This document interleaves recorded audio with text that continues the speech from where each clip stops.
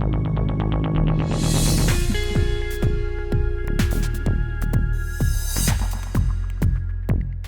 പശ്ചിമ ബംഗാളിലെ Siliguri national പാർക്കിലേക്കാണ്, safari പാർക്കിലേക്കാണ്. അവിടെ കഴിഞ്ഞ കുറേ ദിവസങ്ങളായി മാധ്യമങ്ങളടക്കം സമൂഹ മാധ്യമങ്ങളിലൊക്കെ വലിയ ചർച്ചയാകുന്നത് സീതാ സിംഹത്തിൻ്റെയും അക്ബർ സിംഹത്തിൻ്റെയും പേരുകളാണ്. ഇപ്പോൾ ഇന്ന് വളരെ കൗതുകമുള്ള ഒരു നിർദ്ദേശം കോടതിയുടെ ഭാഗത്തു നിന്നുണ്ടായി. ഈ സിംഹങ്ങളുടെ പേര് മാറ്റിക്കൂടെ എന്നാണ് ഈ സഫാരി പാർക്ക് അധികൃതരോട് കൊൽക്കത്ത ഹൈക്കോടതി ചോദിച്ചിരിക്കുന്നത്. ഇതിലെനിക്കൊരു ചോദ്യം പോലും ചോദിക്കാൻ പറ്റുന്നില്ല ജൻസ്ക. അതായത് ഈ ഹർജി വന്നപ്പോൾ നമ്മൾ ഈ വിഷയം ചർച്ച ചെയ്തതാണ്. അപ്പോൾ ഹർജിയിലെ പ്രധാനപ്പെട്ട ആവശ്യം ഈ സിംഹങ്ങൾക്ക് ഒരു സിംഹത്തിന് സീത എന്നെങ്ങനെയാണ് പേരിടുന്നത് എന്നുള്ളതാണ് VHPയുടെ ഹർജിയിലെ ചോദ്യം. എന്ന് മാത്രമല്ല, പേരിട്ടിട്ട് അക്ബർ എന്ന പേരുള്ള മറ്റൊരു സിംഹത്തോടൊപ്പം അതിനെ പാർപ്പിക്കുകയും ചെയ്യുന്നു. അതാണ് അവരുടെ പ്രശ്നം. അപ്പോൾ ദൈവങ്ങളുടെ പേരാണ് സീത, ഞങ്ങൾ ആരാധിക്കുന്ന ദൈവത്തിൻ്റെ പേരാണ്, അതിനെ സിംഹത്തിൻ്റെ പേരിട്ടൊരു കൂട്ടിലിടുക എന്നുള്ളത് ഞങ്ങൾക്ക് പറ്റില്ല. ദൈവങ്ങളൊക്കെ അമ്പലത്തിലാണ് വേണ്ടതെന്നാണ് അവരുടെ ഒരു വാദം. അപ്പോൾ ഇത്തരം ഒരു ഹർജി വന്നു കഴിഞ്ഞാൽ അവർ പറയുന്നത് എന്താണ്? VHP പറഞ്ഞ് ഞങ്ങളുടെ റിലീജിയസ് സെൻറ്റിമെൻറ്റ്സിനെ ബാധിച്ചു എന്നാണ് പറയുന്നത്. ഓക്കെ, റിലീജിയസ് സെൻറ്റിമെൻറ്റ്സിനെ ബാധിക്കുന്ന എന്തെങ്കിലും ഇതിലുണ്ടോ എന്ന് പരിശോധിക്കുകയാണല്ലോ കോടതി ചെയ്യേണ്ടത്. അങ്ങനെ എന്തെങ്കിലും ഉണ്ടോ? അങ്ങനെ നോക്കുകയാണെന്ന് ആലോചിച്ചു നോക്കും. ഇപ്പോൾ സിംഹത്തിന് സീത തീർച്ചയായിട്ടും ഒരു എപ്പിക് ക്യാരക്ടറാണ്.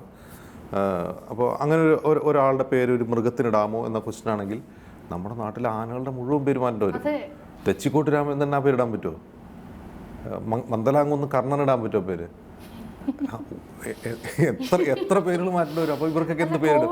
അത് ഞാൻ ആലോചിക്കുന്ന ഈ ആനകളുടെ പേര് മാറ്റിയിട്ട് ഇനി തെച്ചിക്കോട്ട് ഷിബു, തെച്ചിക്കോട്ട് ഷിബു, PT7 എന്നൊക്കെ പറയുന്നത് വിവേകാനന്ദ പേരിടുന്നത് നിങ്ങളിടോന്നൊക്കെ കോടതി ചോദിച്ചിട്ടുണ്ട്. അങ്ങനെ ഇട്ടാ എന്താ പ്രശ്നം? അല്ല, കോടതിയുടെ സിംഹത്തിന് ടാഗോർ എന്ന് പേരിട്ട് എന്താ കുഴപ്പമൊന്നും? നമ്മൾ പട്ടിക്ക് ടിപ്പു എന്ന് പേരിടാറുണ്ടല്ലോ. അത് ഈ പട്ടിക്ക് ടിപ്പു എന്ന് പേരിടുന്നതും പട്ടിക്ക് അങ്ങനത്തെ ആ പേരിൻ്റെ ഒരു പൊളിറ്റിക്സ് ഉണ്ടെന്ന് എനിക്ക് തോന്നുന്നത്. ടിപ്പു മാത്രമല്ല, ഈ പട്ടിക്ക് വളർത്തു നായകൾക്ക് ഇടുന്ന രണ്ട് പ്രധാനപ്പെട്ട പേര്, ഒന്ന് ടിപ്പു, ഒന്ന് കൈസറുമാണ്. ഇത് രണ്ടും ബ്രിട്ടീഷുകാർ കൊണ്ടുവന്നാണെന്നാണ് എനിക്ക് തോന്നുന്നത്. കാരണം ഒന്ന് കൈസർ മറ്റേ ഈ ജർമ്മൻ കൈസറായിരുന്നു. ജർമ്മൻ കൈസർ അവരുടെ ശത്രുവാണ്, ടിപ്പു അവരുടെ ശത്രുവാണ്.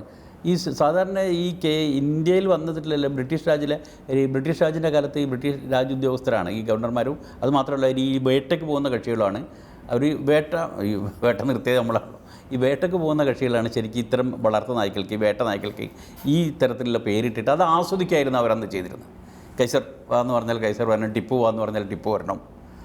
അങ്ങനെ നമ്മൾ പേര് കുറച്ചിലാക്കാൻ വേണ്ടിയിട്ടായിരിക്കും, ഓക്കെ. അങ്ങനത്തെ ചില സാധനങ്ങൾ ഈ സാധനത്തിന് പിന്നിലുണ്ട് എന്ന് തോന്നുന്നു പേരുകളുടെ. ഇതിലെ പ്രശ്നം എന്താണെന്നറിയോ? നമ്മുടെ കോടതികളൊക്കെ എന്തായി മാറുന്നു എന്നുള്ളൊരു ക്വസ്റ്റ്യൻ ഉണ്ടല്ലോ. എന്താണ് കോടതികൾ ചെയ്യേണ്ടത്, കോടതി എങ്ങനെയാണ് പെരുമാറേണ്ടത് എന്നുള്ള ക്വസ്റ്റ്യൻ. അപ്പോൾ ഈ ഹർജി വരുമ്പോൾ അത് ചുരുട്ടിക്കൂട്ടി വേസ്റ്റ് ബിന്നിൽ ഇടുന്നതിന് പകരം ഹർജി സ്വീകരിച്ച് അതിൻ്റെ പേരിൽ സർക്കാരിനോട് മറുപടി ചോദിക്കുകയും സർക്കാർ പറഞ്ഞ ഞങ്ങളല്ല പേരിട്ടത്, ത്രിപുര സർക്കാരാണ് പേരിട്ടത് എന്ന് സർക്കാരിന് മറുപടി പറയേണ്ടി വരിക. ഒന്നാലോചിച്ചോ, ഒരു എന്താണ് പറയുക, ബംഗാളിൽ എന്തോരം പ്രശ്നങ്ങളുണ്ട്, ഒരു സ്റ്റേറ്റ് ആണ്. അല്ല, ഞാൻ പറയുന്നത് നമ്മുടെ കോടതികളിൽ ലക്ഷക്കണക്കിന് കേസുകൾ കെട്ടിക്കിടക്കുകയാണെന്ന് സുപ്രീം കോടതി തന്നെയാണ് ചൂണ്ടിക്കാട്ടുന്നത്. കീഴ്ക്കോടതികളിൽ ലക്ഷക്കണക്കിന് കേസ് കെട്ടിക്കിടക്കുന്നു. എക്സിക്യൂട്ടീവിൻ്റെ തെറ്റായ നയങ്ങൾ മൂലം കോടതികൾ അതിൻ്റെ ബർഡൻ സഹിക്കേണ്ടി വരുന്നു എന്നൊക്കെ പറയുമ്പോൾ കോടതികൾ തന്നെ എന്ത് ചെയ്യാണ്? ഈ ബർഡൻ ഏറ്റെടുക്കുകയാണ്. എന്നിട്ട് അതിൻ്റെ പേരിൽ അസംബന്ധം എന്നൊക്കെ പറയാവുന്ന കാര്യങ്ങൾ പരസ്പരം ചർച്ച ചെയ്യുകയും ചോദിക്കും. സർക്കാർ കടലാസിൽ എഴുതി കോടതിക്ക് മറുപടി കൊടുക്കുകയും ചെയ്തുകൊണ്ടിരിക്കുകയാണ്. ഞങ്ങളല്ല പേരിട്ടത്, ത്രിപുര സർക്കാരാണെന്നൊക്കെ പറയുകയാണ്. അപ്പോൾ ഇതിലെ പ്രശ്നം എന്ന് വെച്ചാൽ മൃഗങ്ങൾക്ക് ദൈവങ്ങളുടെ പേരിടുന്നത് റിലീജിയസ് സെൻറ്റിമെൻറ്റ്സിനെ ബാധിക്കുകയില്ല എന്നൊരു ക്വസ്റ്റ്യൻ പ്രസക്തമാണ്. അങ്ങനെ ഇടാമോ? അങ്ങനെ ഇട്ടിട്ടുണ്ടെങ്കിൽ അത് ബാധിക്കുമോ? അങ്ങനെ ഭാവിയിൽ അത് തടയാനുള്ള അങ്ങനെയൊക്കെ ചെയ്യേണ്ടത്. ഇത് അങ്ങനെയല്ലല്ലോ ചെയ്യുന്നത്. ആ പേരങ്ങ് മാറ്റിയേക്ക് എന്ന് കോടതി പറയുകയാണ്. ഇതൊന്നും പരിശോധിക്കാതെ പ്രശ്നമൊക്കെ ബാബരി മസ്ജിദ് വിധി പോലെയാണ്. എന്തിനാണ് വെറുതെ വിവാദം ഉണ്ടാക്കുന്നത്? ആ പേരങ്ങ് മാറ്റി കഴിഞ്ഞാൽ പ്രശ്നം തീർന്നില്ലേ? ഇപ്പോൾ സീതയുടെ പേര് മാറ്റി കഴിഞ്ഞാൽ അക്ബറും ഇനി സീതയ്ക്ക് വേറൊരു പേരിടുകയെന്ന് കരുതുക. ഇനി നാളെ വേറെ ഇപ്പോൾ സീതയുടെ പേര് മാറ്റി അതിന് ശാലിനി എന്ന് പേരിടുന്നുണ്ട്, ശാലിനി സിംഗ്. അക്ബറും ശാലിനിയും അവർ കൂട്ടിക്കിടന്നാൽ നാളെ VHP പറയാണ് ഇത് ലവ് ജിഹാദാണെന്ന് പറഞ്ഞ് കോടതി അംഗീകരിക്കുമോ? ഇത് നമ്മുടെ നാട് ഈസ് ഗോയിങ് ഇൻസെയിൻ എന്നാണ് പറയുക. ഒരുതരം ഭ്രാന്തമായ അവസ്ഥയിലേക്ക് ഈ വർഗീയത പോകണം. ഇത് ബോധപൂർവം ചെയ്യുന്നതാണ്. ഇത് അചാനക് സംഭവിക്കുന്ന കാര്യങ്ങളല്ല, ഇത് ബോധപൂർവം ചെയ്യുന്നതാണ്. അത് ഇത്തരം കാര്യങ്ങളിലേക്ക് ആളുകളെ ശ്രദ്ധ കൊണ്ടുപോവുക. അപ്പോൾ ഈ ബിഗോട്രി, വർഗീയതയുടെ ഒരു ഈ വിഷം ശരീരത്തിൽ കയറുന്ന പോലെയാണല്ലോ വർഗീയത ശരീരത്തിൽ മനസ്സിൽ കയറുന്നത്. വിഷം ഇപ്പോൾ ഈ പാമ്പിൻ്റെ വിഷം ലഹരിക്ക് വേണ്ടി ആൾ കുത്തിവെക്കും. പാമ്പിൻ്റെ വിഷം കഴിച്ച ആൾ മരിച്ചു പോകും, പക്ഷെ ചെറിയ അളവിൽ കുത്തിവെക്കും. ഈ അളവ് കൂട്ടി വരണം, പിന്നെ ലഹരി കൂടണമെങ്കിൽ. അതുപോലെ തന്നെയാണ് വർഗീയത. ചെറിയ വർഗീയതയൊക്കെ ചെറുതായിട്ട് ആൾ കയറി കഴിഞ്ഞാൽ പിന്നെ ഏറ്റവും വലിയ വർഗീയത വന്നാൽ ആൾക്ക് അതിൻ്റെ ലഹരി കിട്ടുള്ളൂ. വർഗീയത ഒരു തരം ലഹരിയാണ്. ആ അർത്ഥത്തിൽ ഈ ജനങ്ങളുടെ സിരകളിലേക്ക് ഈ വർഗീയത ഇങ്ങനെ കുത്തി വെച്ച് അതിനൊരു എപ്പിറ്റോമിലെത്തിയിരിക്കുകയാണ്. ഇപ്പോൾ ഇനി ഇതെങ്ങോട്ട് പോകുമെന്നുള്ളതാണ് നമ്മൾ നോക്കിയിരിക്കേണ്ടത്. നസർക്ക് ഒരു പക്ഷേ ഒരു 10 വർഷം മുമ്പാണെങ്കിൽ പോട്ടെ, ഒരു 5 വർഷം മുമ്പാണ് ഈ ഹർജി വരുന്നതെങ്കിൽ ജഡ്ജി ഈ ഹർജി തന്ന ആൾക്ക് പിഴയിട്ട് ഇത് ചുരുട്ടിക്കൂട്ടി കളഞ്ഞേനാണെന്നാണ് എനിക്ക് തോന്നുന്നത്. നോക്കൂ, ഇപ്പോൾ നമ്മുടെ ഫേസ്ബുക്കിലാണെങ്കിലും ട്വിറ്ററിൽ, മറ്റ് സമൂഹ മാധ്യമങ്ങൾ, ഇൻസ്റ്റഗ്രാമിലൊക്കെ ഞാൻ ഇന്ന് കണ്ടത് ഈ വിഷയം വലിയ ട്രോളായിട്ട് ഒരുപാട് കളിയാക്കി പരിഹസിച്ചുകൊണ്ടുള്ള ഒരുപാട് ട്രോളുകളൊക്കെ കാണുന്നുണ്ട്. പക്ഷേ അതിൽ മറ്റൊരു അപകടമുണ്ട്. ഇതിലെ വർഗീയ വിഷം, ഈ VHPയുടെ ഈ ഒരു വർഗീയ മുഖം ചർച്ച ചെയ്യപ്പെടാതെ പോകുന്നുണ്ട്. കേവലം നമ്മൾ മലയാളികളൊക്കെ ഇത് ഒരു ട്രോളുകളിലേക്ക് മാത്രം ഒതുക്കപ്പെടുന്നുണ്ട്. അതൊരു അപകടമല്ലേ? അതിൻ്റെ പ്രശ്നം വെച്ചാൽ നേരത്തെ പറഞ്ഞ തന്നെ ഇത് നമ്മൾ ഈ സമയത്തിൻ്റെ കാര്യം പറഞ്ഞല്ലോ, 10 വർഷം മുമ്പ് അല്ല 1 വർഷം മുമ്പ് പറഞ്ഞു. ഈ ഒരു 5 വർഷം മുമ്പ് ഇപ്പോഴത്തെ കാലം എടുക്കുമ്പോൾ സമയത്തിൻ്റെ വേഗത വളരെ കൂടുതലാണ്. 5 വർഷം മുമ്പ് ഒരു കാലം കഴിഞ്ഞ് അടുത്ത തെരഞ്ഞെടുപ്പിലേക്ക് എത്തിയിരുന്ന പോലെയല്ല ഇപ്പോൾ കാലം മാറുന്നത്. കാലം അങ്ങോട്ട് അതിഭീകരമായിട്ട് മാറിക്കൊണ്ടിരിക്കുക. ഇപ്പോൾ കുറച്ച് മാസങ്ങൾക്ക് മുമ്പ് നമ്മൾ പോസ്റ്റ് ട്രൂത്ത് കാലത്താണ് ജീവിച്ചിരുന്നെങ്കിൽ ഇപ്പോൾ പോസ്റ്റ് ലോജിക്ക് കാലത്താണ് ജീവിക്കുന്നത്.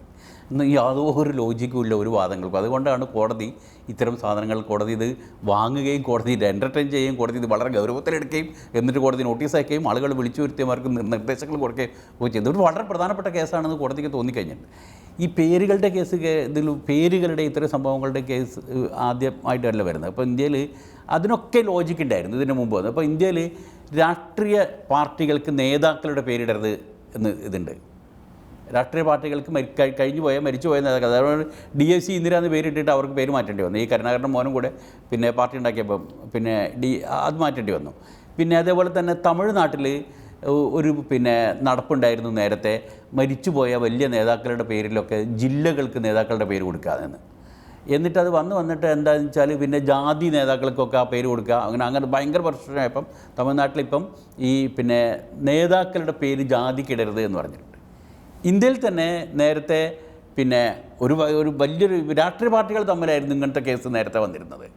പിന്നെ മൃഗങ്ങളുടെ ചിഹ്നം, മൃഗങ്ങളെ രാഷ്ട്രീയ പാർട്ടികൾക്ക് ചിഹ്നമായിട്ട് അനുവദിക്കരുത് എന്നുള്ള നിയമം ഇത് വന്നപ്പോഴാണ് അന്ന് BSP കോടതിയിൽ പോയിട്ട് BSPക്ക് മാത്രമാണ് ഇപ്പോൾ ചിഹ്നമുള്ളൂ. ആന അവരത് അങ്ങനെ തന്നെ നടത്തി. എന്നിട്ട് പിന്നെ കോടതി അതിനൊരു ക്ലോസ് കൊണ്ടുവരാൻ ഒരു ഇത് വെച്ചിട്ട് ഒരു സമയം വെച്ചിട്ട് അതിന് ശേഷം എനിക്ക് പിന്നെ ചിഹ്നം അനുവദിക്കരുതെന്ന് പറഞ്ഞിട്ടുണ്ട്.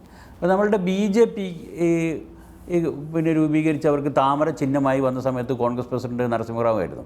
എനിക്ക് ഓർമ്മ, നരസിംഹറാവു അന്ന് കോൺഗ്രസ് പ്രസിഡന്റ് പ്രധാനമന്ത്രിയും കൂടിയായിരുന്നു തോന്നുന്നു. എന്നിട്ട് ഇയാൾ കോടതിയിൽ പോയിരുന്നു.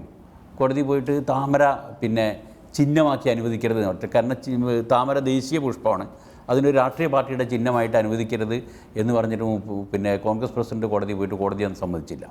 കോടതി അതൊരു പൂവാണ്, അത് ചിഹ്നമായിട്ട് അനുവദിക്കാം എന്ന് പറഞ്ഞിട്ടാണ് ഇങ്ങനെ താമര ഇതിന് ചിഹ്നം കിട്ടുന്നത്.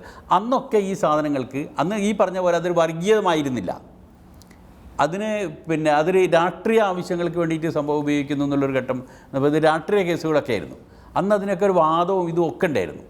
ഇതിപ്പോൾ സംഭവം എന്ന് പറഞ്ഞാൽ ഇത് ശരിക്കും ലോജിക്കില്ലാത്ത എന്ത് കാര്യം. ഇപ്പം വർഗീയതയുടെ ഒരു എലമെൻറ്റ് കണ്ടാൽ മതി, ഒരു വിഭാഗം ആളുകൾ അത് എടുത്തിട്ട് ഉപയോഗിക്കാൻ തയ്യാറാണ്, അത് പ്രോത്സാഹിപ്പിച്ചു കൊടുക്കാൻ തയ്യാറാണ്.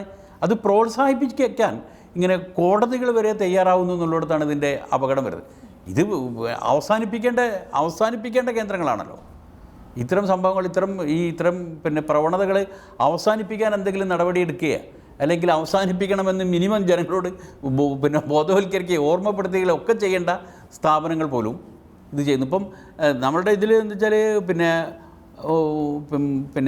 പാർലമെൻറ്റും നിയമസഭകളും അടക്കം ഇപ്പം ഭരണഘടന ഈ പിന്നെ നിയമനിർമ്മാണ സമിതികളും ഈ നിയമനിർവഹണ സമിതികളൊക്കെ ആദ്യം തന്നെ ഇത് രാഷ്ട്രീയമായി കഴിഞ്ഞു. ഇപ്പം പിന്നെ ചണ്ഡീഗഡ് പിന്നെ ഇതിൽ കണ്ടില്ലേ, ഈ ചണ്ഡീഗഡ് മേയർ തെരഞ്ഞെടുപ്പിൽ എന്താ സംഭവിച്ചത്?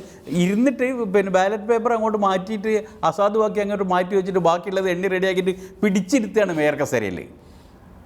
ആ തരത്തിലേക്ക് ഈ പിന്നെ സ്ഥാപനങ്ങൾ, അതൊരു ഗവൺമെൻറ് ഉദ്യോഗസ്ഥരും ഇപ്പം ഉദ്യോഗസ്ഥരാണല്ലോ പിന്നെ പ്രിസൈഡിങ് ഓഫീസർമാരായിട്ട് വരുന്നത്. ഇയാൾ ഉദ്യോഗസ്ഥനല്ല, ഇയാളൊരു നോമിനേറ്റഡ് കൗൺസിലറാണല്ലേ. അപ്പോൾ ഈ അസംബ്ലികൾ തന്നെ അല്ലെങ്കിൽ ഈ പിന്നെ നിയമനിർമ്മാണ സഭകൾ അല്ലെങ്കിൽ ഈ പിന്നെ പാർലമെൻറ്റ് അസംബ്ലി പോലത്തെ സ്ഥാപനങ്ങൾ അങ്ങനെ ആദ്യം വന്നു. ഇതിപ്പം ഏതാണ്ട് കോടതികളും ഏതാണ്ട് അങ്ങനെ തന്നെ ആയിക്കഴിഞ്ഞാൽ ഈ പറയുന്ന സംഗതികൾ പൂർണ്ണമായി കഴിയും. പിന്നെ ഇതിൻ്റെ ഒരു ആത്യന്തിക സത്യം അജിംസ് പറഞ്ഞ തന്നെയാണ്, ഈ വർഗീയതയുടെ ആണെങ്കിലും അല്ലെങ്കിൽ ഇനി എന്തിൻ്റെ ആണെങ്കിലും ദേശീയതയുടെ ആണെങ്കിലും എന്തിൻ്റെ ആണെങ്കിലും അതിൻ്റെ പീക്കിലെത്തിക്കഴിഞ്ഞാൽ പിന്നെ ലോജിക്കില്ല. പണ്ട് പിന്നെ ഫ്രാൻസിലോ അടുത്തിടെയൊക്കെ കൊണ്ടുവരുന്ന ഹർജികൾ അങ്ങനെ തന്നെയാണ്. നമ്മൾ ഈ അന്നപൂർണി സിനിമയുമായി ബന്ധപ്പെട്ട കാര്യങ്ങൾ എത്രയോ ദിവസങ്ങൾ ചർച്ച ചെയ്തതാണ്. ഇപ്പം ഖാനയിൽ ശിവലിംഗം കണ്ടു എന്ന് പറഞ്ഞിട്ട് കേസാണല്ലോ ഗ്യാൻവാപ്പിയിൽ ഉണ്ടായത്. ഇപ്പോൾ അക്ബറിൻ്റെ കാര്യത്തിൽ അക്ബറിൻ്റെ സിനിമ വന്നപ്പോൾ പത്മാവതി മറ്റേ എന്താണ് അക്ബറിൻ്റെ ഭാര്യയുടെ സിനിമ വന്നപ്പോൾ തന്നെ ഇതായിരുന്നില്ലേ പത്മാവതി. ഞാൻ ഒരു കമൻറ്റ് ഈ വിഷയവുമായി ബന്ധപ്പെട്ട് ഫേസ്ബുക്കിൽ കണ്ടതാണ്. എന്താണെങ്കിലും ഈ വിശ്വ ഹിന്ദു പരിഷത്തിന് ഇടയ്ക്കൊക്കെ ഒന്ന് ഹിന്ദുക്കളുടെ കാര്യത്തിൽ കൂടി ഒന്ന് ഇടപെടാൻ കേട്ടോ എന്നുള്ളൊരു രസകരമായ കമൻറ്റ് കൂടെ കണ്ടു. ഔട്ട് ഓഫ് ഫോക്കസ് പൂർണ്ണമാവുകയാണ്. നമസ്കാരം.